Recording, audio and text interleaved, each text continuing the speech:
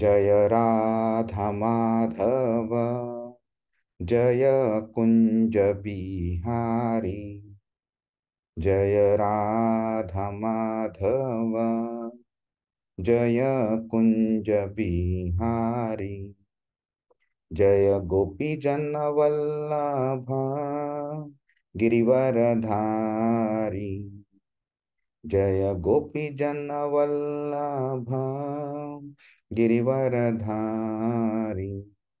यशोदानंदन व्रज जन रंजन, यशोदानंदन व्रज जन रंजन। यमुना तीर वनचारी, यमुना तीर वनचारी।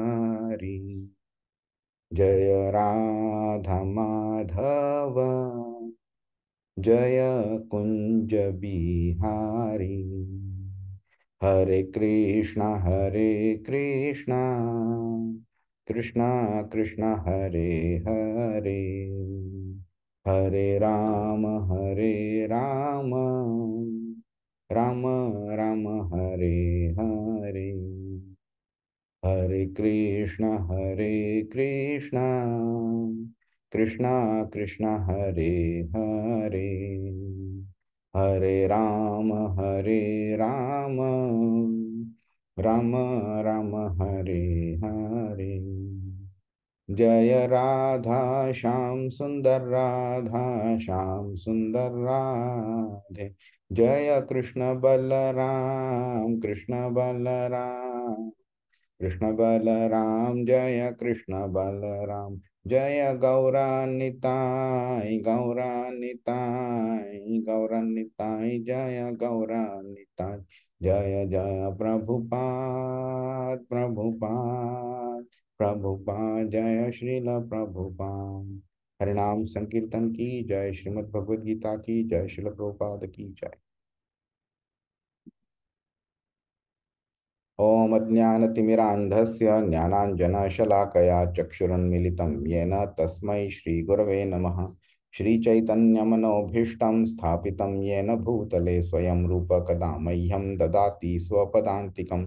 वन्देऽहं श्रीगुरो श्रीयुतपदकमलं, श्रीगुरुन् वैष्णवांश्च। श्रीरूपं साग्रजातं सहगण रघुनाथान्वितां तं सजीवं साद्वैतं सावधूतं परिजनसहितं कृष्णचैतन्यदेवं श्री राधा कृष्ण पादान सहगण ललिता श्री विशाखान्वितांश्च। हे कृष्ण करुणा सिंधो दीनबंधो जगतपते गोपेश गोपिका कांत राधा कांत नमोस्तुते। तप्त कांचन गौरांगी राधे राधे वृंदावनेश्वरी वृषभानुसुते देवी प्रणमामि हरिप्रिये। वाञ्छाकल्पतरुभ्यश्च कृपा सिन्धुभ्य एव च पतितानां पावनेभ्यो वैष्णवेभ्यो नमो नमः। नमो विष्णुपादाय कृष्णप्रेष्ठाय भूतले श्रीमते भक्तिवेदांत स्वामिन् इति नामिने। नमस्ते सारस्वते देवे गौरवाणी प्रचारिणे निर्विशेष शून्यवादी पाश्चात्य देशतारिणे।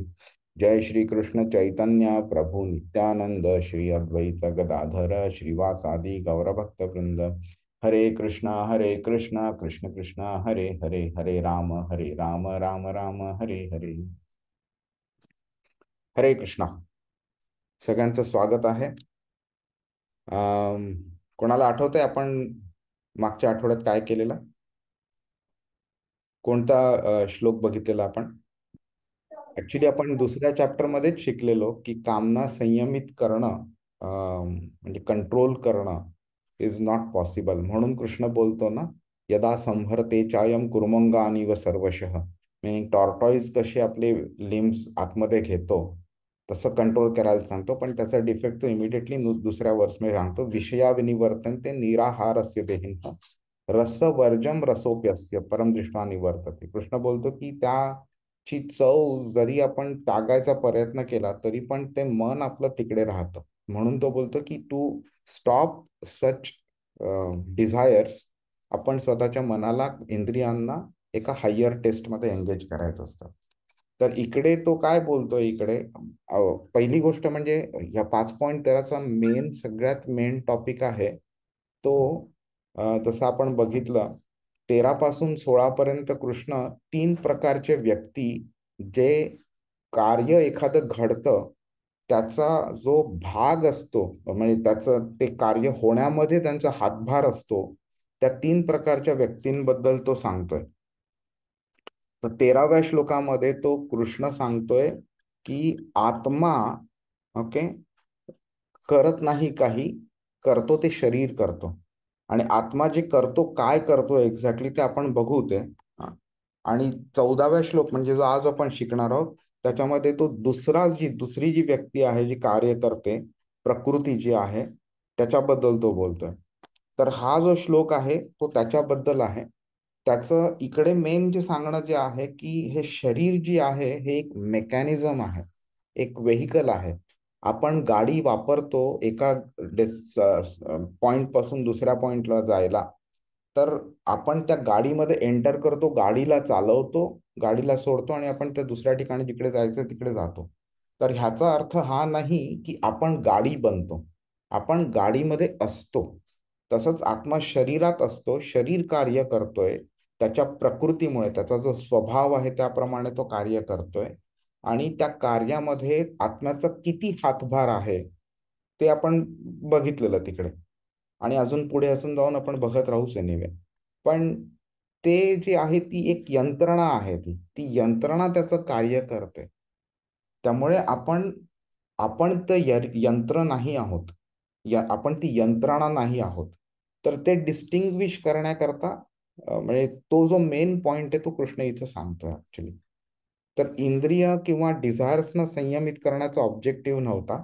ऑब्जेक्टिव्ह हा आहे शरीर आणि आत्मा वेगळे आहेत हे शिकवण्याचं. आणि शरीर कार्य करतोय, ओके, आणि तो शरीरामध्ये येऊन राहिला इथे आत्मा. आणि अनफॉर्च्युनेटली आत्म्याला वाटतं की आपणच शरीर आहोत म्हणून, आणि तो त्याप्रमाणे जनरली कार्य करतो. पण तसं कार्य न करता जो करत नाही त्याप्रमाणे, आणि त्याला हेही समजलं पाहिजे की तो कोणाकडनं कार्य करवून घेऊ पण शकत नाही, त्याच्यामध्ये ती ॲबिलिटी पण नाहीये. आणि इकडे ते कोणाला रेफर करतोय, तर प्रकृतीला रेफर करतोय तो. ठीक आहे. तर हा मेन पॉइंट होता 5.13चा. प्रभू, तुम्ही 3 फॅक्टर सांगितलेले, एक आत्मा, एक प्रकृती हा, आपण आणि जाऊ तिकडे. 15वा जेव्हा श्लोक घेऊ त्यावेळी कृष्ण सांगेल ते काय आहे ते. तिसरा प्रकृती मी मुद्दामून थोडा सस्पेन्स ठेवतोय, कारण तुम्ही जेव्हा श्लोक वाचाल त्यावेळी तुम्हाला खूप आनंद होईल. आणि प्रभू आणि आणखीन एक सांगितलेलं तुम्ही, हा, अ, जेव्हा आपल्या हातून, म्हणजे आपला ऍटिट्यूड असा पाहिजे की जेव्हा आपल्या हातून चांगलं काम घडतं तेव्हा आपण श्रेय जे आहे ते अ, आत्म्याला किंवा भगवंताला दिलं पाहिजे, आणि जेव्हा आपल्याकडनं चुकीचं काम घडतं तेव्हा असं विचार करायचं की शरीराने, ते तो पॉईंट कळला नाही मला. ओके. थोडं ओके, ठीक आहे. तर जनरली काय होतं की ही एक ह्युमन टेंडन्सी असते की एखादी चांगली गोष्ट झाली तर आपल्याला अ, एक अप्रिसिएशन हवं हवंसं वाटतं आपल्याला. हं. लोकांना वाटतं की अरे वा, खूप तुम्ही खूप मोठं काम केलं. हं. कोणी क्रिकेटरनी सेंचुरी मारली तर त्याला वाटतं आपण मारली. त्या न्यूजपेपरमध्ये फोटो झळकतो वगैरे, त्याला ते खूप आनंद होतो त्याबद्दल. खूप लोक अप्रिशिएट करतात, अवॉर्ड्स मिळतात वगैरे. पण समजा ती एक क्रिकेटची मॅच, त्या बॅट्समननी चांगली बॅटिंग केली नाही आणि म्हणून आपण हरलो. तर मग त्यावेळी तो काय प्रयत्न करतो, तो फाइंड आउट करतो की बाबा माझ्या व्यतिरिक्त अजून कोणी कोणी मिस्टेक्स केल्या, आणि तो सगळ्यांना दोषी ठरवायला प्रयत्न करतो आणि त्याच्यातनं तो पळवाट काढायचा प्रयत्न करतो. मिनिंग ही जनरल टेंडन्सी झाली. क्रिकेट ॲज अ एक्झाम्पल म्हणून घेतलं. कुठे कधी आपला प्रोजेक्ट सक्सीड झाला तर आपण लगेच क्रेडिट घेतो, फेल झाला तर आपण पळायचा प्रयत्न करतो तिथे. काही पण असं ही टेंडन्सी असते. दोन कारचा ऍक्सिडेंट झाला तर आपल्याला वाटतं की त्यांनी चूक केली, दुसऱ्याला वाटतं आपण चूक केली. तर ह्या टेंडन्सीमुळे काय होतं, आपण पॉझिटिव्ह आपल्याकडे घेतो, निगेटिव्ह दुसऱ्याला द्यायचा प्रयत्न करतो. अशा वेळी आपण काय करतो की पॉझिटिव्ह, ओके, सॉरी. तर हे सगळं करताना आपण स्वतःची एका शरीराशी रिलेट करतो आपण. ओके. जे वैष्णव असतात ना, ते ह्या उलट करतात ते. त्यांना हे सगळं माहीत आहे की ह्या ज्या काही गोष्टी घडतायत हे एका यंत्रणेप्रमाणे घडतायत. ते की केलेलं चूक, आधी केलेलं चूक कर्मफलाच्या रूपाने आपल्याला मिळतंय ते. आणि त्यामुळे एखादी गोष्ट आपल्या हातनं वाईट घडली किंवा आपल्या जीवनात वाईट गोष्ट घडली तर वैष्णव काय करतात, ते एक्सेप्ट करतात की माझंच कर्म आधीचं कुठेतरी मी काहीतरी केलं असेल, चुकलो असेल, त्याचं फळ मला मिळतंय. आणि ते एक्सेप्ट की whatever is coming, they accept it as a blessing of Krishna. Okay. जे आणि जर एखादी गोष्ट चांगली घडली तर ते तरी सुद्धा ते कृष्णाचा प्रसाद म्हणून घेतात ते. पण त्यांचा ॲटिट्यूड कसा असतो की हे खरं मी डिझर्व करत नव्हतो, तरी पण मला कृष्णाच्या कृपेने हे मला मिळालेलं आहे, पण मी त्याचा खरा हकदार नाहीये. हा असा ॲटिट्यूड ते ठेवतात. And which is the best attitude. कारण अदरवाईज आपण प्रत्येक चांगल्या गोष्टीचं क्रेडिट घ्यायचा प्रयत्न करतो. अदरवाईज निगेटिव्ह गोष्टीला आपण ते दुसऱ्यांना पास ऑन करतो आपण ते. आणि ह्याच्यामुळे होतं काय की व्हेन आपण एखादी गोष्ट कर्म करायचा प्रयत्न करतो ना, त्यावेळी आपण शरीर आहोत ह्या मेंटॅलिटीने आपण कर्म करतच नाही मग. कारण तुम्ही काय करता मग, रिझल्ट करता तुम्ही कर्म करत नाही. कारण तुम्हाला माहिती आहे जर का रिझल्ट मिळाला तर तो पण कृष्णाची कृपा असेल तरच रिझल्ट मिळेल. आणि जर चांगला रिझल्ट मिळाला तर ती कृष्णाची कृपा आहे म्हणून मिळाला, वाईट रिझल्ट मिळाला तर ते माझं चुकीचं कर्म होतं म्हणून मिळालं. आणि ह्या मेंटॅलिटीने जेव्हा तुम्ही कर्म करता त्यावेळी कर्मफलाची आसक्ती ऑटोमॅटिकली निघून जाते. आणि अशामुळे मग नंतर मग तुमचं कर्मफल तुमच्याकडे येत नाही आणि दॅट हेल्प्स यू परफॉर्म अकर्म. आणि ज्यामुळे तुम्ही मग ह्या कर्मबंधनात अडकत नाही आणि मग लवकर तुम्ही ह्या जन्ममृत्यूच्या चक्रातनं बाहेर पडू शकता तुम्ही. हा त्या ॲटिट्यूडचा अल्टिमेट बेनिफिट आहे. ऑफकोर्स अल्टिमेट नाही, अल्टिमेट बेनिफिट भक्ती आहे, पण ह्या ॲटिट्यूडचा तो एक बेनिफिट आहे.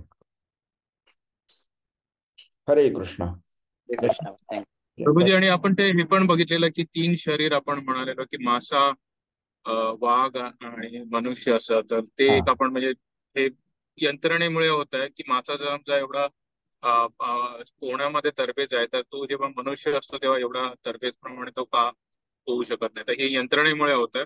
बरोबर तोच तोच.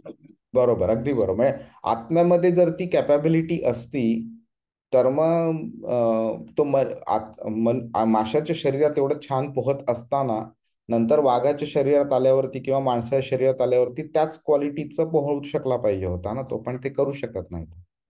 आणि तेच ना, म्हणजे अजून एक पॉइंट त्याच्यामध्ये असं आपण ऍड करू शकतो की जर का ते गोष्ट आपण ऍक्सेप्ट केली की आत्म्याने केली आहे म्हणून, तर आपण मग असं पण बघू शकतो की लेट से गेल्या जन्मी एक व्यक्ती वाघ होती.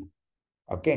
आणि एक व्यक्ती मनुष्यामध्ये एक मनुष्य जंगलात चालत होता आणि त्या वाघाने त्या माणसाला मारलं आणि खाल्लं. आता समजा हा वाघ त्याला दुसऱ्या जन्मी मनुष्याचं शरीर मिळालं. हा, आणि just for the sake of discussion आपण असं अज्युम करू की ज्या माणसाने मारलं, ज्या माणसाला मारलं त्याबरोबर अजून एक व्यक्ती होता आणि तो पळून गेला. आणि समजा त्याचा मुलगा होता, तो समूह पळून गेला त्यावेळेला. आणि त्यांनी नंतर तुम्हाला ओळखलं की बाबा ही तू व्यक्ती होती, तू त्या वाघाला मारला. तर आपण नंतर तो बोलेल की आता मी तुझ्या वरती ह्या लाईफमध्ये केस करणार, कोर्टामध्ये पोलिसांमध्ये कंप्लेंट करणार आणि तुला शिक्षा होणार. तर आपण एक्सेप्ट करू का अशी शिक्षा? त्यावेळी आपण काय बोललो, त्यावेळी आपण काय करू, आपण त्यावेळी आपण बोलू अरे बाबा ते तर माझं वाघाचं शरीर होतं, म्हणजे जे केलं ते शरीराने केलंय, म्हणून मला ह्या शरीरात असताना माझ्या आत्म्याला किंवा माझ्या ह्या शरीराला त्रास देऊ नकोस. बरोबर ना? म्हणजे अशा वेळी आपण डिस्टिंग्विश करतो आत्म्याने केलेली गोष्ट आणि शरीराने केलेली गोष्ट. We are not ready to take the responsibility of what we have done as a tiger in the previous life. But तेच समजा एखादी गोष्ट अशी घडली की बाबा आधीच्या जन्मी आपण माणूस होतो आणि एक भली मोठी संपत्ती आपल्याला मिळालेली, ती आपल्या नावावरती होती, बट अनफॉर्च्युनेटली आपलं निधन झालं आणि आपल्याला परत दुसरं मनुष्याचं शरीर मिळालं. आणि त्यावेळी आपल्याला लिंक करता आलं की आपण तीच व्यक्ती होतो. तर आ- आपण जाणार ना, एक साधारण व्यक्ती तर जाईल ना, की बाबा मी तीच व्यक्ती आहे, ती संपत्ती आता मला मिळाली पाहिजे म्हणून. अशा वेळी मग आपण काय बोलेल, नाही मी शरीर आहे, मला ते मिळालं पाहिजे. तर हा तो आपल्या ऍटिट्यूड मधला डिफरन्स असतो हा. हरे कृष्णा. तर आपण 14वा श्लोक बघूया आज. ह्याच्यामध्ये कृष्णानी त्या दुसरी व्यक्ती जी कर्म पार पाडण्यामध्ये हातभार लावते त्याबद्दल सांगितलेलं आहे आपण. स्वभावस्तु प्रवर्ते न कर्तृत्वं न कर्माणि लोकस्य सृजति प्रभु न कर्मफल संयोगम स्वभावस्तु प्रवर्तते. अनुवाद. देहरूपी नगराचा स्वामी देहधारी जीव हा कर्माची निर्मिती करत नाही, तसेच तो लोकांना कार्य करण्यास प्रवृत्तही करत नाही किंवा कर्मफलेही निर्माण करत नाही. हे सर्व कार्य प्रकृतीच्या गुणांद्वारे केले जातात. हरे कृष्ण. आता तुम्हाला दुसरी व्यक्ती कोण हे कळलं? तुम्हाला काय वाटतं, कोण आहे ती व्यक्ती किंवा काय आहे ते घटक जे कार्य करतं? प्रकृतीचे 3 गुण. Yes, exactly. आपण जसं अजून अजून पुढे जाऊ आणि भागवतम शिकायचा प्रयत्न करू ना, त्यावेळी ह्या 3 गुणांचा आणि प्रकृतीचा काय संबंध आहे. हा, तर सर्ग विसर्ग ह्या 2 गोष्टी भागवतम मध्ये सांगितल्या. टोटली भागवतम मध्ये 10 गोष्टी सांगितल्या, त्यापैकी सर्ग आणि विसर्ग हे पहिले 2 गोष्टी आहेत. सर्ग विसर्ग म्हणजे क्रिएशन आणि सब क्रिएशन.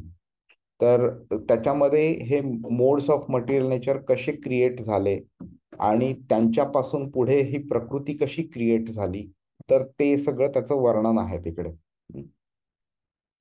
तर आता अजून कृष्ण फर्दर अनालिसिस करतोय कर्माची व्याख्या. आता मागे मी तुम्हाला सांगितल्याप्रमाणे एक PhD झालेली व्यक्ती कशी वेगळ्या वेगळ्या अँगल्सनी तो पूर्ण त्याचा जो सब्जेक्ट असतो, टॉपिक असतो, त्याचा तो अनालिसिस करतो आणि नंतर तो त्याची स्टडी प्रेझेंट करतो, राईट. तर इथे पण कर्माचं इतकं डायसेक्शन केलंय कृष्णानी की नंतर मग आपल्याला म्हणजे असं असा कोणता टॉपिक किंवा सब टॉपिक राहतच नाही ज्यामुळे आपल्याला त्याचं उत्तर मिळत नाही, ज्याचं उत्तर नाही आपल्याकडे. तर आता इकडे कृष्ण काय करतोय, डिटॅचमेंट, अलिप्त राहणं कर्मफलापासून, ओके, ही एक मास्टर की आहे, तो सांगतो. ओके, त्यामुळे आपल्याला इथे मेन आपल्याला काय करायचं तर आपण बघू हे न कर्तृत्वम न कर्माणी, नंतर तो लोकस्य मिनिंग इतर लोक, त्यांच्याकडून करवून घेणं. प्रभू हे त्यांनी शब्द वापरलाय, तो पण कशाला वापरलाय ते करून घेऊ आपण. तर हा श्लोक आहे ते प्रकृतीचे जे 3 गुण आहेत त्यांचा रोल आहे तो इकडे स्पेसिफाय करतोय. ओके, त्या प्रकृतीच्या 3 गुणांना आपण 3 गुण म्हणू शकतो किंवा संपूर्ण जी यंत्रणा आहे त्याला प्रकृती म्हणू शकतो. कसंही कोणत्याही अँगलनी बघितलं तरी it is fair enough.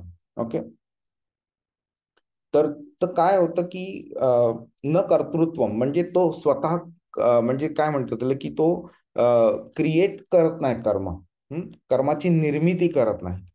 Okay, न लोकस्य म्हणजे लोक जे आहेत, सृजती म्हणजे त्यांना करवून घेणं त्यांच्याकडनं, ते पण तो करत नाही. ओके, आणि काय म्हणतात त्याला की हे जे सगळं जे घडतंय ते त्या घडण्याला त्या कृष्णाने शब्द दिलाय स्वभाव म्हणून. तर आपण त्याबद्दलही बघून घेऊया. नंतर जेव्हा तो अशा डिटॅचमेंटनी काम करू शकतो, की कर्मफल घडतायत हे शरीराच्यामुळे घडतायत पण माझा त्याच्यामध्ये काही जास्ती रोल नाहीये. ओके, त्यावेळी तो स्वतः त्या शरीराचा प्रभू बनतो. प्रभू म्हणजे काय, मास्टर. ओके, आपण एकमेकांना इस्कॉन मध्ये आपण एकमेकांना प्रभूजी म्हणून हाक मारतो. हा, तर प्रभू जी जे आहे it is like an additional respect, but Prabhu is the main word. Prabhu आपण का बोलतो कारण एक वैष्णव असतो तो स्वतःला नेहमी सगळ्यांच्या पेक्षा कमी समजत असतो. ओके. आणि त्यामुळे तो इतर सगळ्यांना रिस्पेक्ट देत असतो. आणि आपण अजून त्या स्टेजला गेलो नाही, पण चैतन्य महाप्रभूंनी शिक्षाष्टकम लिहिलंय, त्याच्यामध्ये 3रा श्लोक आहे. त्याच्यामध्ये महाप्रभू म्हणतात, तृणादपि सुनीचेन तरोर अपि सहिष्णुना. ओके. तृणाद म्हणजे गवत, तृणादपि सुनीचेन म्हणजे एका गवतासारखी आपली मेंटॅलिटी असली पाहिजे. गवताच्या पेक्षाही आपण स्वतःला कमी समजलं पाहिजे. आणि तरोरासारखी एक आपला टॉलरन्स असला पाहिजे, सहिष्णुता असली पाहिजे. ओके. आणि असं जर ह्या मूडमध्ये जर आपण चॅन्टिंग केलं ना, तर that is a good quality chanting, असं ते म्हणतात. तर इकडे काय होतं, जेव्हा आपण स्वतःला अतिशय कमी समजतो, म्हणजे असं नाही ॲबिलिटीमध्ये कमी, बट आस्किंग फॉर रिस्पेक्ट, त्या अप्रोच मध्ये आपण कमी समजायला पाहिजे, की मला कसलाही रिस्पेक्ट नको. ओके. ते असं जेव्हा आपण जर करू शकलो, तर आपण ते कर्मफल जे असतं त्याच्यापासून आपण अलिप्त राहू शकतो, आणि then in a true sense आपण प्रभू बनू शकतो. तर आपण आधी बघून घेऊया स्वभाव म्हणजे काय. तर भाव जे असतात. हा सुहास प्रभू बोला. प्रभू, स्वामी म्हणजे आत्मा का? हा, तो शरीरात? शरीराचा स्वामी असतो. स्वामी म्हणजे कंट्रोलर, म्हणजे आत्माच. हो बरोबर, आत्म्यालाच रेफर केलंय तिकडे. जर मग तुमचा ऍक्च्युली आपण जेव्हा प्रभू बोलतो तेव्हा आत्मेला उद्देशून बोलतो का? समोर जो आपला व्यक्ती असतो त्याच्या आत्मा जो असतो त्याला आपण प्रभू बोलतो. खरंय, बरोबर आहे. तर गमत अशी आहे की त्याचं शरीर असो किंवा आत्मा असो, आपण स्वतःला त्यापेक्षा कमीच समजतो. ओके. आणि अगेन परत मी क्लॅरिफाय करतोय, कारण बराच वेळा हे इनिशियल स्टेजेसमध्ये आपण का कमी समजावं समोरच्यापेक्षा स्वतःला हे कळत नसतं. आपण स्वतःला ॲबिलिटीमध्ये कमी समजत नाही. आपण त्या ॲबिलिटीमुळे आपण रिस्पेक्ट डिमांड करतो. ते न करता आपण स्वतःला कमी समजावं, सो दॅट आपल्याला रिस्पेक्ट तर हव्यास नसला पाहिजे. आणि आपण समोरच्याला, म्हणजे त्याचं शरीर असो किंवा आत्मा असो, इन बोथ द केसेस आपण स्वतःला त्यापेक्षा कमी समजतो, म्हणून त्याला प्रभू म्हणून हाक मारतो. ठीक आहे प्रभू. ओके. तर भाव म्हणजे काय? इमोशन म्हणजे भावना बोलू शकतो. आणि स्वभाव म्हणजे काय? की स्वतःच्या भावना स्वतः. ओके. आता हा एका अँगलनी ह्याचा अर्थ झाला. दुसऱ्या अँगलनी आपण अर्थ बघितला तर भाव म्हणजे निसर्ग असाही होतो. ओके. त्यामुळे ह्या दोघांमध्ये आपण एक संबंध पण जोडू शकतो. आपण बोलू शकतो की आपली भावना ज्याप्रमाणे आहे त्या प्रकारे आपण एखादा स्वभाव प्राप्त करतो आपण. आणि आपण उदाहरण घेतलं झालं तर फॉर एक्झाम्पल, एक मूल असेल, ते एका मिलिटरीच्या व्यक्तीच्या घरी जन्माला आलंय, किंवा क्षत्रिय स्पिरिट असलेल्या व्यक्तीच्या घरी जन्माला आलंय. ओके. तसं जर असलं तर तो जे मूल जे असतं, ते मूल सुद्धा त्या स्पिरिटच घेऊन ते जन्माला येतं. ओके. आणि त्यामुळे त्याचा एक नॅचरल स्वभाव बनतो की फाईट करणार मी म्हणून. ओके. एक ब्राह्मण जेव्हा असतो, तर ब्राह्मणाचा मुलगा जन्माला आला, तर त्याचा पण जनरली स्वभाव जर बघितला तर तो कृष्णाकडे, देवाकडे, देवी देवतांकडे असो किंवा पूजा अर्चा वगैरे ह्या गोष्टींमध्ये तो इन्क्लाइंड असतो. ते त्याचा तो एक स्वभाव झाला असतो. त्या स्वभावामुळे काय होतं की ती जी नॅचरल टेंडन्सी आपण बोलतो ना, की एखादी गोष्ट जर इनअप्रोप्रिएट झाली तर ब्राह्मण काय करतो? टॉलरेट करतो. ओके. पण क्षत्रिय काय बोलेल? मी टॉलरेट करणार नाही, ह्याला मी फाईट करणार म्हणून. तर तो आपला स्वभाव झाला असतो. तर ती जी कृती जी आपण करतो ना, तर ती कृती पण आपल्या स्वभावानुसार होते. आणि म्हणून कृष्ण स्वधर्ममपि चावेक्ष असं इकडे दुसऱ्या अध्यायाच्या 31व्या श्लोकामध्ये बोलतो कृष्ण, की हा तुझा स्वधर्म आहे. तू क्षत्रिय आहेस, तुझा धर्म आहे स्वतःचा स्वधर्म, की तू फाईट केलं पाहिजेस म्हणून. ओके. तर इकडे सुद्धा तो तेच बोलतोय की आपण हा जो स्वभाव जो घेतो ना, त्या स्वभावाला आपल्याला जे कॉन्ट्रीब्युशन असतं, ते आपल्याला ह्या प्रकृतीमुळे मिळत राहतं आपल्याला.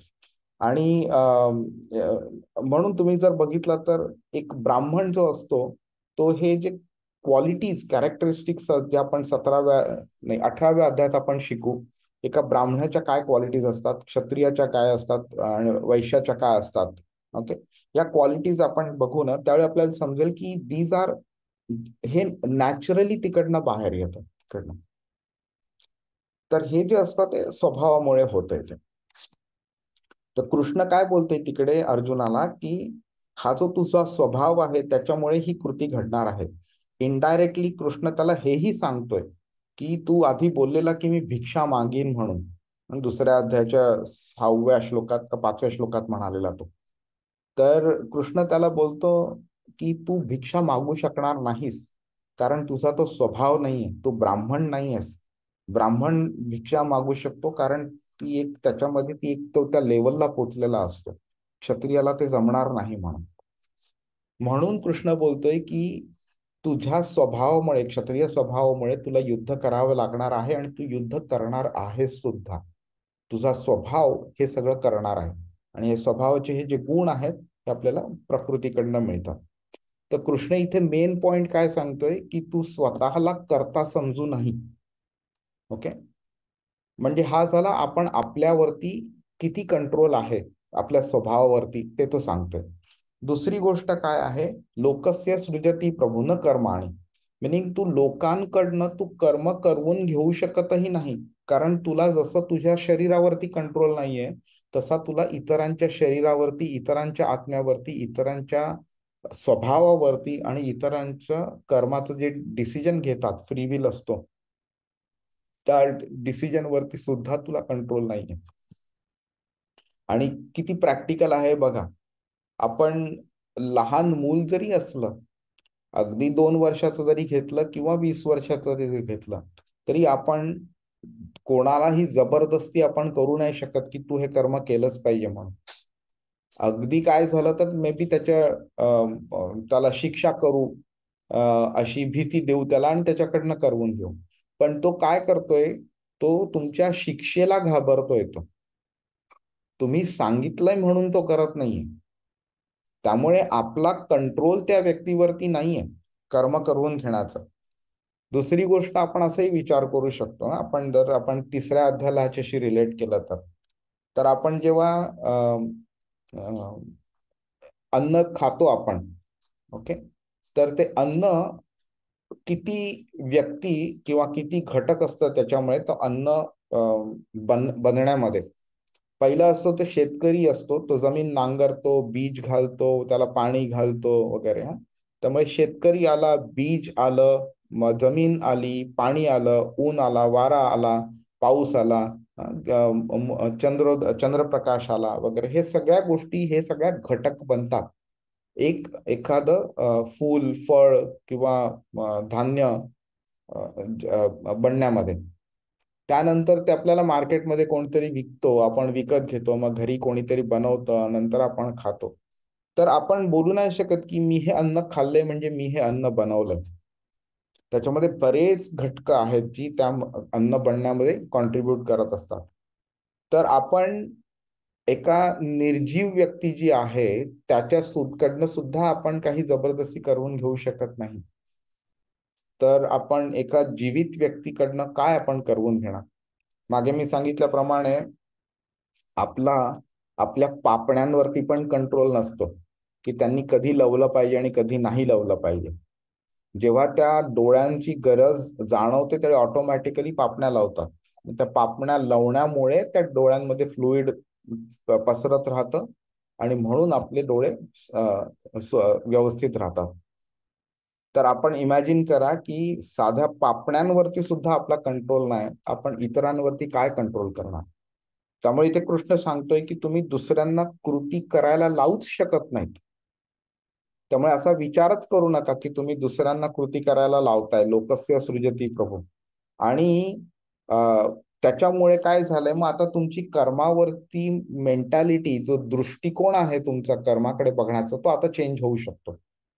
एखादी गोष्ट आपल्या जीवनात घडते, कोणी येऊन समजा 4 शिव्या देऊन गेला, कोणी आपले पैसे चोरले, किंवा कोण आपल्याला येऊन चांगलं बोललं आपल्याला, आपल्याला आपली प्रशंसा केली, किंवा एखादी गोष्ट घडली, किंवा म्हणजे एका बॅट्समनने सेंचुरी मारली, एका ऑफिसमध्ये एक चांगलं काम घडलं, किंवा आपल्याला अवॉर्ड मिळाला वगैरे, तर ह्याच्यामध्ये आपण हा दृष्टिकोन नेहमी ठेवला पाहिजे की इट इज नॉट मी. हे मी नाही करत आहे, हे होतंय कुठून तरी, आणि त्याच्यामागे कोणतरी करवणारी व्यक्ती आहे म्हणून. तर इकडे कृष्ण त्याला हायलाइट करतोय की तू तर नाहीच करतेस, तुझ्याकडनं स्वतःच्या शरीराकडनं सुद्धा काही काम करून घेण्याची संपूर्ण पॉवर नाहीये. Okay, a little bit power आहे, लिमिटेड पॉवर दिलेली आहे. तू इतरांकडनं काही करून घेऊच शकत नाही. आपण ट्रेनमधनं जातो, गाडीतनं जातो, कारमधनं, किंवा इकडे तिकडे जातो, बऱ्याच गोष्टी घडतात त्यावेळेला. आपल्याला वाटतं अरे वा, मी एका शहरापासून दुसऱ्या शहरामध्ये जातो आणि किती फास्ट गाडी चालवतो, आणि मी किती पटकन पोहोचतो, आणि किती लोकांना ओव्हरटेक करतो. अरे बाबा, तसं नाही आहे ते. ओके, जर का तुझ्या डेस्टिनीमध्ये लिहिलेलं होतं की तू आज 1 तासात पोहोचणार आहेस, तर तुला पोहोचण्याकरता त्या सगळी मदत व्हावी म्हणून त्या सगळं अरेंजमेंट केलेलं.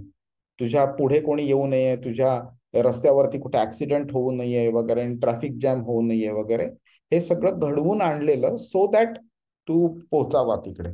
त्यामुळे आपण ते घडवलेलं नाहीये. ओके, मी एक छोटस एक्झाम्पल देतो. म्हणजे सचिन तेंडुलकरचं देतो. सचिन तेंडुलकर सगळ्यात नावाजलेला खेळाडू आहे. त्याला जगातला सगळ्यात बेस्ट बॅट्समन म्हणून सुद्धा लोक ओळखतात वगैरे, म्हणून त्याचं एक्झाम्पल देतोय. No disrespect to him, but just to say something. आता सचिन तेंडुलकर 14व्या-15व्या वर्षामध्ये त्यांनी टेस्टमध्ये पदार्पण केलं.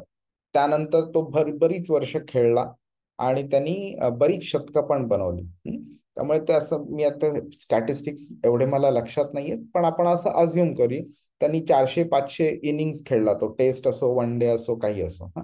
त्या 400-500 मध्ये त्यांनी 20,000-1,000 धावा वगैरे केल्या वगैरे ना. आणि पण तो बऱ्याच वेळा आउट पण झाला. तर let's for the sake of discussion आपण अज्युम करू की 80-90% वेळा तो आउट झाला, 10-20% तो नॉट आउट राहिला. तर आता 80-90% ऑफ 400-500 इनिंग जर आपण बघितलं, तर म्हणजे साधारणपणे तो समजा 300-400 वेळा तरी आउट झाला. म्हणजे काय झालं की 300-400 वेळा असा बॉल पडला की ज्याच्यामुळे तो आउट झाला. आता आपण असं just for the sake of discussion assume करू की 50% वेळा त्याची चूक होती, 50% वेळा त्याची चूक नव्हती, रन आउट झाला वगैरे, असं काय ते अज्युम करू. ओके, म्हणजे काय 200-250 तरी बॉल असे त्याला मिळाले ज्याच्यामुळे त्याची चूक होती, बॉलरने खूप चांगला बॉल टाकला आणि त्याला तो आउट झाला त्याच्या चुकीमुळे. आता इमॅजिन करा, ओके, हे 200 तर बॉल जाऊ देत, पण समजा 20 बॉल जरी घेतले आपण, तर प्रत्येक वेळी सचिन तेंडुलकर जेव्हा बॅटिंग करायला सुरुवातीला, जेव्हा त्यांनी क्रिकेटमध्ये, टेस्टमध्ये, वन डे मध्ये पदार्पण केलं, त्यावेळी जर पहिले 20 बॉल त्याला जे पडले, ओके, ते जर का हे विकेट घेणारे बॉल पडले असते, तर काय झालं असतं? म्हणजे काय झालं असतं की एव्हरी टाइम तो बॅटिंग करायला आलाय, तो पहिला बॉल त्यांनी फेस केला, तो असा विकेट घेणारा बॉल होता, ज्याच्यामुळे तो पहिल्याच बॉलवरती आउट झाला असता समजा. तर मग काय झालं असतं, त्याच्या पहिले 20 इनिंग मध्ये तो शून्यावरती आउट झाला असता. मग सिलेक्शन कमिटीने काय ठरवलं असतं, हा खेळाडू तेवढा चांगला नाहीये, त्याला घेऊ नका पुढे. मग काय झालं असतं, त्याच्या करिअरचं गेला असतं, तो आउट झाला असता पूर्णपणे, राईट. पण प्रकृतीला ते मान्य नव्हतं, म्हणून प्रकृतीने त्याला तसे बॉल पडूनच दिले नाहीत. त्याला असे बॉल पडून दिले ज्याच्यावरती तो चांगला खेळू शकतो. ठीक आहे, तर आपण ह्या अँगलनी जर बघितलं ना, तर आपल्याला कळेल की इकडे करवणारी व्यक्ती पण आहे. हे सगळं जे घडतंय त्याच्या मागे एक रिझन आहे. कोणतीही गोष्ट कोइन्सिडन्सनी होत नाही. दोन गाडे टक्करतात एकमेकांवरती, ते कोइन्सिडन्सनी होत नाहीये. कोइन्सिडन्सनी जर व्हायचं असतं, तर मग इकडे देवाची आपल्याला आवश्यकताच पडली नसती, त्यामागे जो आहे तो. तर उदाहरण हे देण्यामागे हे एक कारण आहे की टू अंडरस्टँड की there is a controlling authority behind anything and everything that is happening in our life, not just our life, everything in the whole world, even beyond the world also. तर आता प्रभू हा शब्द वापरलेला आहे. आता प्रभू म्हणजे काय, तर बेसिकली तो आत्म्याला रेफर करतो इथे कृष्ण. आत्मा का त्याला वेगळं ठरवलंय, कारण आत्मा आणि शरीर ह्या दोन गोष्टी वेगळ्या आहेत. शरीर जे करतो त्याची रिस्पॉन्सिबिलिटी आत्म्यावर तेव्हाच येते जेव्हा आत्म्या त्याचं क्रेडिट घ्यायचा प्रयत्न करतो, की मी हे केलं म्हणतो तेव्हा. ओके, जेव्हा तो बोलतो की हे शरीराच्या यंत्रणेने झालेलं आहे आणि हे किंवा चांगलं गोष्ट केलं तरी सुद्धा तो कृष्णाला अर्पण करतो, त्यावेळी ती आत्म्यावरती रिस्पॉन्सिबिलिटी येत नाही. ओके, आणि त्याचं आपण बघितलं सुद्धा की तो कृती करू शकत नाही, करवून घेऊ शकत नाही, आणि हे सगळं ते कंट्रोल आत्म्याकडे असला पाहिजे on a ideal basis. Okay, आणि जनरली काय होतं की आपल्या ह्या भौतिक इच्छा असतात ना, त्या भौतिक इच्छा पूर्ण करण्यासाठी आपण कार्य करत असतो, पण ते कार्य शरीराच्या यंत्रणा असतं, त्या यंत्रणा त्याच्यामुळे होत असतं, पण कंट्रोलिंग ऑथॉरिटी आत्मा असतं. तर आपण म्हणून त्याला त्याचा एक रिस्पेक्टफुल त्याला रिस्पेक्ट देण्याकरता की बाबा तू हा शरीराचा कंट्रोलर आहेस, आणि वैष्णवच्या अँगल मी आता बोलत नाही आहे मी, पण त्याचा जो कंट्रोल आहे शरीरावरती त्या दृष्टीने सुद्धा इथे कृष्ण त्याला प्रभू म्हणून रेफर करतोय, saying it is a master of the body.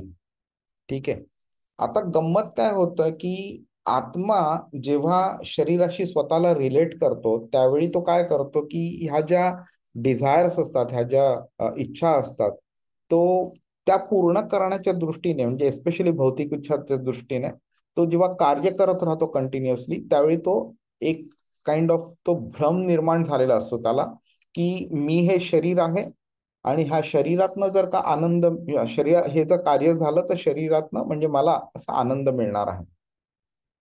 तर अशी व्यक्ती त्या शरीरावरती त्याचा कंट्रोल नाहीये म्हणून त्याला प्रभू म्हणू शकत नाही. तर कृष्णाने आपल्याला म्हणजे ह्या श्लोकामध्ये प्रभू हा रेफरन्स दिलेला आहे, तो त्या प्रकारच्या आत्म्याला रेफरन्स दिलेला आहे जो आत्मा ह्या शरीराला व्यवस्थित राईट पद्धतीने कंट्रोल करू शकतो. आणि जर का आपण जर बघितलं तर आपण ते माहिती आहे, आपण आत्म्याला चेतना आहे, शरीराला नाही आहे वगैरे, आणि ह्या दृष्टीने ऑन अन आयडियल बेसिस जर बघितलं तर आत्म्याचं शरीरावरती कंट्रोल असला पाहिजे, पण प्रॅक्टिकली ते तसं होत नाहीये. त्यामुळे ऑन अन आयडियल बेसिस कसं असलं पाहिजे ते समजवण्याकरता इथे कृष्ण आत्म्याला इथे आत्म्याला प्रभू म्हणून इथे संबोधतो इथे. बर, आता छोटीशी गोष्ट आहे आता ह्याच्यामध्ये की तुम्ही बऱ्याच आधी पण बघितलं असेल, दुसऱ्या अध्यायामध्ये सुद्धा एक निगेटिव्ह पद्धतीने कृष्ण एखादी गोष्ट एक्सप्लेन करतोय. तर समजा एखाद्या व्यक्तीने गाडी ही कधी बघितलीच नसेल, तर आपण आणि त्याला आपण एक्सप्लेन करायचं असेल की गाडी म्हणजे काय, तर आपण सुरुवातीला काय करू की गाडी काय आहे हे सांगायचा प्रयत्न करू. पण समजा त्याला ते नीट समजलं नाही आणि तो दुसऱ्याच गोष्टी गाडी आहेत म्हणून तो समजायला लागला, तर आपण काय करू, मग एक निगेटिव्ह पद्धतीने त्याला सांगायला की गाडी म्हणजे काय नाही ते सांगायचा प्रयत्न करू. मग त्याला आपण सांगतो की त्यांनी समजा गाडी ड्रॉ करायला सांगितली, गाडी त्यांनी कधी बघितली, समजा त्यांनी झाड ड्रॉ केलं, तर आपण त्याला सांगतो की गाडी म्हणजे झाड नाही. मग नंतर त्यांनी वाघाचा चेहरा ड्रॉ केला, तर आपण परत सांगू की गाडी म्हणजे अॅनिमल नाही. मग त्यांनी पक्षाचा चेहरा ड्रॉ केला, मग गाडी म्हणजे पक्षी पण नाही. किंवा घर ड्रॉ केलं तर गाडी म्हणजे घर नाही वगैरे. हा, असं मग त्याला आपण एक एक त्याची जी थॉट प्रोसेस आहे ती एक एक एक एक एक एक एलिमिनेट करायला चालू करू. तर त्याच्याकरता निगेटिव्ह एक्सप्लेनेशन इज रिक्वायर्ड.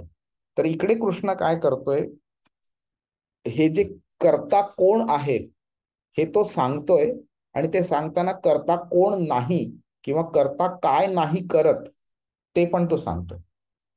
न कर्तृत्वम, मिनिंग आत्मा काही करत नाही. न कर्माणी लोकस्य सृजती प्रभू, तो इतरांना कृती करायला लावत नाही आणि तो फळांवरती त्याचा कंट्रोल नाहीये. न कर्मफल संयोगम.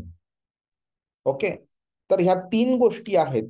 ते कळल्यावरती, हे जर तुम्हाला जर नीट कळलं ना, तर प्रॉपरली कळू शकतं की ऍक्शन, रिॲक्शन, आत्मा, शरीर आणि प्रकृती हे कसं सगळं घडतंय, कोण काय करतंय आणि कोण काय नाही करत.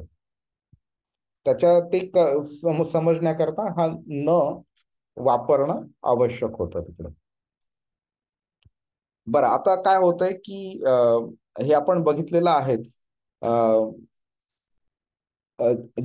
7व्या अध्यायामध्ये कृष्ण एनिवे सांगेल सुद्धा की हा आपण जीवात्मा, आपण जो आत्मा आहोत, आपलं आणि भौतिक प्रकृतीचा काय संबंध आहे आणि आपला आणि कृष्णाचा काय संबंध आहे ते.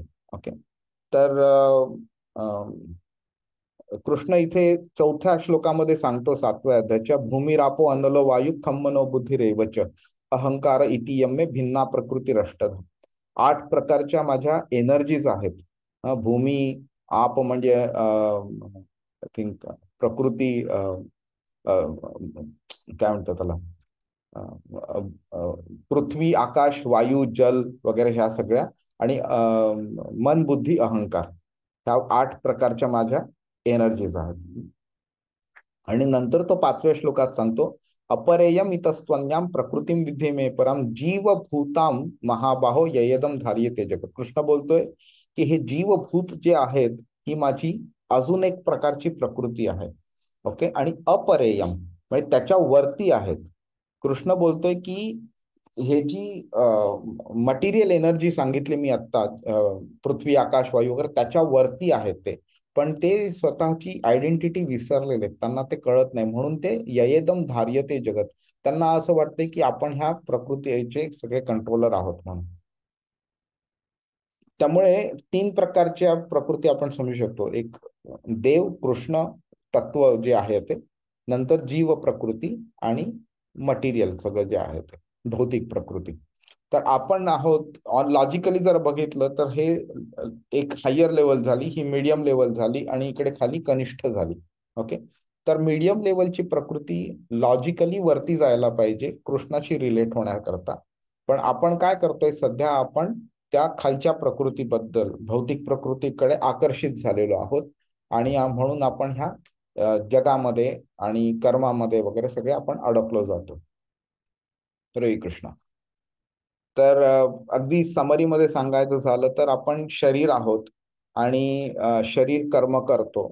आपण जेव्हा स्वतःला ह्या कर्माशी रिलेट करतो किंवा त्याचं क्रेडिट घ्यायचा प्रयत्न वगैरे करतो, त्यावेळी आपल्याला ते कर्मफल पण मिळतात. जर आपण डिटॅच्ड पद्धतीने जर आपण केलं राहिलो, तर ही कर्मफल आपल्याला मिळत नाही. आणि जेव्हा कर्मफल मिळतं त्यावेळी ती काही कर्मफल चांगली असतात, काही नकोशी असतात, आणि मग नंतर नकोशी असलेली कर्मफल जे आपल्याला मिळतात त्यावेळी त्यातनं आपल्याला दुःख मिळतं. ओके, त्यामुळे हे जे दुःख आहे ते on a logical ideal basis जर बघितलं तर दुःख सुद्धा चांगलंच आहे, कारण इट टीचेस अस समथिंग, आणि त्या टीचिंगमुळे आपण ते चूक नंतर अवॉइड करू शकतो आपण परत, म्हणजे आपण राईट मार्गावरती येऊ शकतो. आणि कृष्ण हा आपला सेंटर ऑफ अट्रॅक्शन असला पाहिजे, ज्याच्यामुळे आपण ह्या संकटातनं आपण स्वतःला वाचवू शकतो. आपण मी इथे प्रभुपादांनी लिहिलेले की जीवासाठी उत्तम उपाय म्हणजे कशा करता, तर भवसागरातनं बाहेर पडण्याकरता दिव्य कृष्ण भावनेच्या सहाय्याने प्राण्याबाहेर येणं म्हणजे हा सगळ्यात चांगला उपाय आहे. त्यामुळे कृष्ण भावना हीच आपल्याला ह्या भ्रमापासून रक्षण करते. भ्रम कोणता, की मी हे शरीर आहे, ही जी प्रकृती आहे हा माझ्या आनंदाकरता निर्माण केलेली आहे म्हणून. आता मी हे पण स्किप करतो. शरीर आणि आत्म्यामध्ये एक मायनर डिफरन्स म्हणून इथे लिहिलेला, की शरीरामध्ये चैतन्य नसतं, आत्म्यामध्ये असतं. त्या दृष्टीने आत्मा हा शरीरापेक्षा श्रेष्ठ आहे. ओके, शरीर एक यंत्राप्रमाणे कार्य करतं आणि त्या यंत्राकडनं कार्य करून घेण्याचं कार्य आत्मा करतो. त्याच्यावरती तो एक कंट्रोल असतो आत्म्याचा. तो अनफॉर्च्युनेटली कधी तो कंट्रोल करत नाही. जर का नाही केली कंट्रोल त्यांनी, तर मग तो शरीराची यंत्रणा त्याला भरकटवून लावते. आणि दुसऱ्या अध्यायामध्ये 67व्या श्लोकामध्ये कृष्णाने सांगितलेलं ना, इंद्रियाणाम ही चरताम यन मनोनुविधीयते. एक इंद्रिय सुद्धा जर का भरकटला, इकडे तिकडे गेला, तर पूर्ण शरीराची वाट लागू शकते. आपण बघतो ना, कधी कधी लोकांना खाण्यावरती, जिभेवरती कंट्रोल राहत नाही आणि मग त्यांना वाटेल तेवढं वाटेल त्यावेळी खात बसतात ते, आणि मग नंतर होतं काय, पूर्ण शरीराची वाट लागून जाते. ठीक आहे. कधी कधी लोकांना म्हणजे गाणं ऐकणं किंवा बघणं वगैरे त्यांना ते जास्ती आवडतं, आणि अशा वेळी मग ते भरकटले जाऊ शकतात ते. तर हे शरीर स्वतः जेव्हा ठरवतो की मला हे हवंच आहे आणि आत्म्याकडनं तो करवून घेतो, त्यावेळी आत्मा तो प्रभू नसतो. पण आत्मा जेव्हा शरीराला बोलतो की हे जे तू करतोय हे मूर्खपणा आहे, करू नकोस, पूर्ण वाट लागेल तुझी, आणि जेव्हा आत्मा त्याला कंट्रोल करून स्टॉप करतो, त्यावेळी ऑन अ आयडियल बेसिस तो प्रभू ठरतो. ठीक आहे. आता मी हा पॉइंट स्किप करतो. आपण ह्याच्याबद्दल बोललेलो आहोत की जर का आपल्याला रिअल प्रभू जर बनायचं असेल, तर that is only possible if we are able to say no. म्हणजे आपण जर का इंद्रियांच्या ज्या काही गरजा आहेत, अननेसेसरी गरजा, त्या गरजांना आपण जर कंट्रोल करू शकलो आणि त्यांना राईट चॅनलिंग करू शकलो कृष्णाकडे, तर we can become the prabhu of the sharir. तर ह्याच्यामध्ये आपण मेन पॉइंट आपल्याला ह्या श्लोकातनं समजायचा आहे की हे ज्या गोष्टी घडतायत ती प्रकृतीकडनं घडतायत, प्रकृतीच्या 3 गुणांकडनं घडतायत, आणि हे जे 3 गुण आहेत, they are giving back our karma to us. Okay, ती कर्माची जी आपली रिझल्ट आहेत ते आपल्याला आपल्याकडे परत मिळतात. हरे कृष्ण. ठीक आहे. मग आपण 15वा श्लोक पुढच्या ह्याच्यात बघूया, पुढच्या शनिवारी. 15व्या श्लोकामध्ये कृष्ण तिसरी व्यक्ती जी आहे कार्य करते त्याच्याबद्दल आपल्याला कळून येईल आपल्याला. प्रभू, एक विचारायचं होतं, आपण कर्म करत नाही, समजा माझ्याकडनं काही चुकी झाली, तर मला असं काय फिकीर वाटलीच नाही पाहिजे की अरे जाऊन दे, मी नाही करत, प्रकृती करतो. आता मेंटॅलिटी चेंज झाली माझी. हा, तर म्हणजे गंमत कसं, कशी.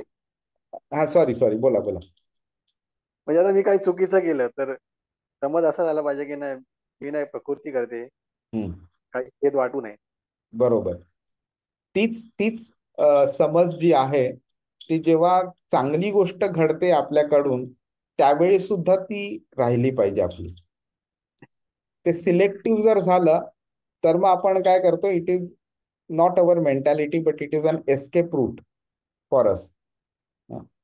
आणि ते मग चुकीचं आहे ते. पण ऍक्च्युली एक मोठा प्रश्न निर्माण होतो की मग ती शिक्षा मला का मिळते.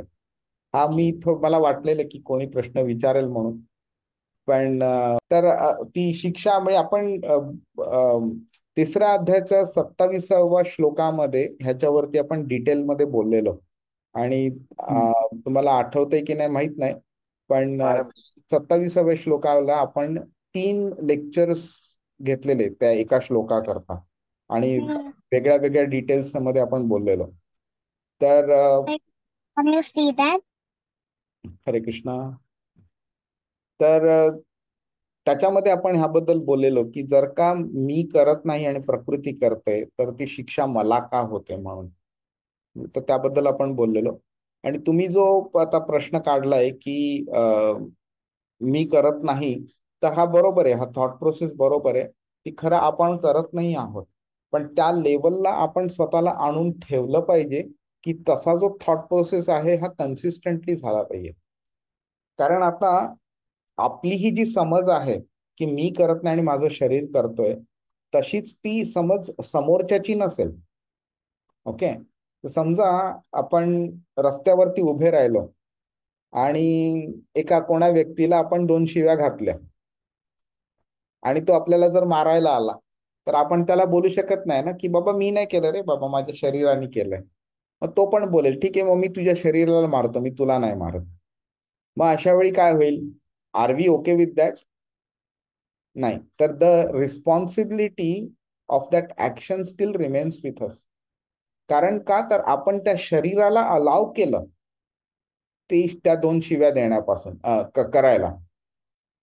आपल्याला माहिती होतं, आपल्याकडे तो इंटेलिजन्स आहे की ते करायला नाही पाहिजे, पण तरी पण ते आपण केलं, अलाव केलं.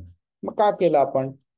ते अलावच करायला नव्हतं पाहिजे, मग रिस्पॉन्सिबिलिटी आपल्याकडे आलीच नसती, केलंच नसतं. मग जेव्हा एखादी चांगली गोष्ट घडते, ओके, त्यावेळी आपण असं समजलं पाहिजे की ते माझ्या शरीराने केलेलं आहे. एखादी वाईट गोष्ट आपल्याकडनं आपल्याला झाली, हा, ज्याचं कारणीभूत त्याला खरं आपण इमिडिएट कॉज नाही आहोत त्याचा. म्हणजे कधी आपण मागच्या जन्मी जर कोणती गोष्ट केली आणि त्याचा रिझल्ट आता आपल्याला मिळालाय, तर मी ते लाईक से फॉर एक्झाम्पल मी रस्त्यावरती उभा आहे, मी कोणालाही 2 शिव्या घातल्या नाही, तरी सुद्धा दोन व्यक्ती आले आणि दोन मला लगावून दिल्या त्यांनी, तर मी ते केलं नाही ना, राईट, इमिडिएट कॉजच्या दृष्टीने बघितलं तर. तर अशा वेळी ते आपण विचार केला पाहिजे की हे माझ्या शरीराला मारलेलं आहे, मला नाही मारलंय. किंवा जर का झालेलं आहे तर कोणत्या माझ्या आधीच्या कर्मामुळे झालेलं आहे. ओके. तर अशा पद्धतीने आपण ती मेंटॅलिटी डेव्हलप केली पाहिजे आणि then that will be the right application of this particular verse. असं. प्रभूजी, आपण मागे एकदा बघितलेलं मला आठवतं. आपण जसं अर्जुनाने प्रश्न विचारलेला की कशामुळे मनुष्य पापकर्मे करण्यासाठी प्रवृत्त होतो, त्याच्यावरती भगवंतांनी उत्तर पण दिलेलं ना की हे रजोगुणाच्या संपर्कातून उत्पन्न बरोबर. झालेलं काम आहे आणि मग त्याच्यात कामावरती आपण कसं विजय प्राप्त केला पाहिजे बरोबर. त्याच्यावरती सुद्धा सांगितलेलं. मग हे एक्झॅक्टली त्याच्याशी कोरिलेट. काय? Exactly, very very valid point. आणि इकडे इकडे तोच मेन फरक पडतो की आपल्या जी इंद्रिय आहेत, ज्याच्यामुळे ते लस्ट डेव्हलप होते आपल्यामध्ये, काम वासना डेव्हलप होते, ती काम वासना डेव्हलप करून देण्याकरता सुद्धा आत्माच कारणीभूत आहे. का? तर जे आत्म्याकडे ती अंडरस्टँडिंग आहे की एका सुंदर बाईला बघितल्यावरती, एका सुंदर गाडीला बघितल्यावरती, एका मोठ्या बंगल्याला बघितल्यावरती जर का आपल्यामध्ये ती इच्छा निर्माण होते, तर त्या ठिकाणी मग जायचंच कशाला? ते बघतच कशाला बघायचं? आणि ह्याच्यामध्ये सुद्धा ना एक सूक्ष्म गोष्ट आहे, ओके, जी तुम्ही नोटीस केली असेल तुम्ही, की the first glance is not a problem, that is natural, that happens automatically. कारण समोर एखादी व्यक्ती चालत आली, ती व्यक्ती चालत त्या व्यक्तीकडे बघितल्यानंतर आपल्याला कळतं की ती बाई आहे का पुरुष आहे का कुत्रा आहे का मांजर आहे का झाड आहे. मग ओके, ते त्यावेळी बघताना प्रॉब्लेम नसतो. प्रॉब्लेम कधी निर्माण होतो की ते कळून सुद्धा की ती समजा ती फॉर एक्झाम्पल सुंदर बाई आहे किंवा सुंदर गाडी आहे किंवा सुंदर बंगला आहे, अरे किती सुंदर बाई आहे, किती सुंदर बंगला आहे, करत त्याच्याकडे असं बघतच बसणं, तो प्रॉब्लेम आहे. किंवा एकदा नजर हटली आणि परत तिच्याकडे आपण बघत राहिलो, परत बघायला गेलो, तर तो प्रॉब्लेम. तर ते जो सेकंड ग्लान्स आहे किंवा the continuity of the first glance आहे, that is a problem which is actually under the control of आत्मा. तो आत्मा ते कंट्रोल करत नाही, त्याला माहीत असून सुद्धा की हे चांगलं नाही, त्यावेळी तो त्या कर्मामध्ये अडकला जातो, त्यावेळी तो त्या रिस्पॉन्सिबिलिटी ऑफ कर्मा त्याच्याकडे येतो. हरे कृष्णा.